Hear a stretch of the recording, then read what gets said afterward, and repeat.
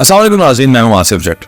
पहले ही ये तय था कि पाकिस्तान में इंसाफ जो है उसे बड़ी आसानी से कानून को भी एक्सप्लॉइट कर लिया जाता है, इंसाफ भी अपनी मर्जी का ले लिया जाता है, लेकिन ये सब बस में होता है ताकतवर के। नताशा केस में अहम अपडेट्स हैं, मैं आपके साथ शेयर करता हूं। कौन सी दफात उसके ऊपर लगी, इस वक्त वो किधर है, पहला रिमांड था, पेश क्यों नहीं हुई, कब पेश होगी, कैसे इसकी जान छूट जाएगी। FIR इतनी हल्की बनी है कि सवाल ही नहीं पैदा होता कि उसको कुछ हो जाए। मैं आपको सारी चीज़ें जो है वो डिटेल से बताता हूँ। ये आपको बताने की जरूरत नहीं है कि वो मुल्क के नामी गिरामी जो IPPs हैं, उनके बड़े स्टेक होल्डर हैं, ये लोग बहुत पावरफुल है। क्या सारे ऑफेंसेस हैं जो उसके ऊपर लगे हैं FIR में। उससे पहले मैं आपको बताऊं कि ये लड़की किस किस चीज में, किस किस कंपनी में मैनेजिंग डायरेक्टर के तौर पे या बड़े ओहदे पे फाइज है, ये मैं आपको बताता चलूं। चीफ एग्जीक्यूटिव हैं ये मेट्रो कैपिटल प्राइवेट लिमिटेड की, उसके अलावा JSDN इलेक्ट्रिक लिमिटेड की। डायरेक्टर हैं ये swift storage and services private limited की, गुल अहमद बायोफिल्म्स लिमिटेड की, Gul Ahmed CBMC glass company limited की, उसके अलावा मेट्रो पावर कंपनी लिमिटेड की, उसके अलावा मेट्रो सोलर पावर लिमिटेड की, मेट्रो प्रॉपर्टी नेटवर्क की, उसके अलावा metro storage and services private limited की ये डायरेक्टर है। ये तो सारे इनके पास ओहदे मौजूद है। अब आप इनकी ताकत का अंदाजा लगाएं। अब आपको मैं बताता हूं कि FIR जो हुई है इनके ऊपर क्या दफात लगी है और वो बेलेबल है या नहीं, वो मैं आपको बताता हूं। इनके ऊपर 320 लगी है जी, इनके ऊपर 427 लगी है जी, 279 और 337G लगी।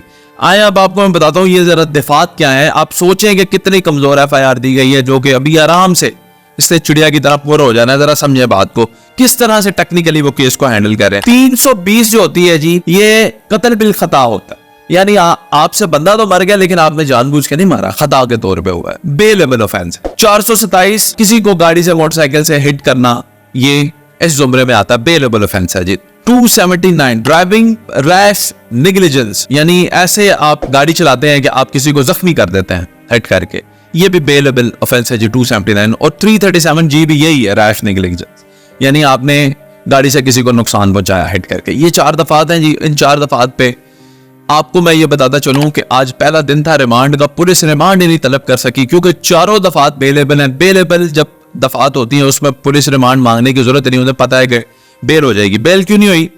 बेल इसलिए नहीं हुई कि कल हो जाएगी, क्योंकि जज साहब कल बैठेंगे, कल ये केस सुना जाएगा। छुट्टी का दिन था, वो सारे मामलात हुए, आपको पता है, कल ये इनकी जमानत हो जाएगी। अब आ जाएं आप, बात जमानत कैसे होगी। 68,50,000 रुपया फी बंदा ये जो है श्योरिटी देंगे अदालत को, और ये वहां से फुर करके रिहा हो जाएंगी।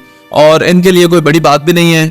आपको बताता चलूं 7 लोग हैं जो मुतासिर हुए, उसमें 2 तो जाबाक हो गए हैं, 1 सीरियस इंजर्ड है और बाकी जो है 4 लोग जो हैं वो भी इंजर्ड थे। तो 68,50,000 रुपया फी बंदा जो है श्योरिटी ये जमा करवानी पड़ेगी, ये लोग जमा करवाएंगे, वो बाहर आ जाएंगे। अब मौकफ क्या है इनका? मौकफ ये है कि वो जो है मेंटली दुरुस्त उनका दिमाग नहीं है।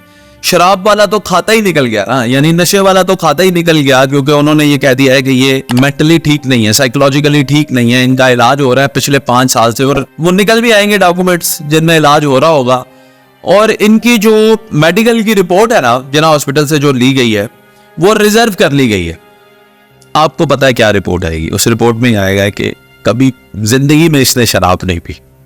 कितनी अच्छी रिपोर्ट आएगी, कभी जिंदगी में इसने शराब नहीं पी, ये रिपोर्ट आएगी। और ये लड़की जो है बिल्कुल ये साबित कर देंगे। अभी भी वो साइकेट्रिस्ट के पास है, जिना हॉस्पिटल में साइकेट्रिक वार्ड में है, कि जी इनको दिमागी तवाज़ुन इनका दुरुस्त नहीं है। ये गाड़ी चलाना इनको अलाउ भी नहीं था, ये चुप करके गाड़ी लेकर निकल आई थी। उस वक्त ये किसी ज़हनी ट्रॉमा में थी, ये सही कंडीशन में नहीं है। इनके पास जो लाइसेंस है जी वो यूके का लाइसेंस है, जो पाकिस्तान में भी जिसकी बुनियाद पर ये गाड़ी चला सकती हैं, लेकिन इनको चलानी नहीं चाहिए थी। और ये सारे जो ऑफेंस हैं इनके ऊपर बेलेबल है, जिसके लिए पुलिस रिमांड भी नहीं ले सकती, और ये सारे मामलात ऐसे करके ठीक हो जाएंगे। आप मुझे एक बात बताएं, आज तक हुकूमत इन IPPs का ऑडिट कर सकी है?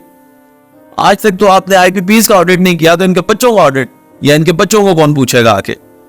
कोई नहीं पूछ सकता जी। अमीर जो है वो टेक्निकली पैसा इस्तेमाल करके, ताकत सोर्सेज इस्तेमाल करके कानून से ऊपर निकल जाता है। और जब कानून इतना कमजोर हो किसी मुल्क का, और वहां पे गरीब को इंसाफ ना मिलता हो, गरीब जो है वो बिस्ता हो, तो फिर कुदरत इंसाफ करती है। और मैं और आप मिलकर अब कुदरत के इंसाफ का इंतजार करेंगे।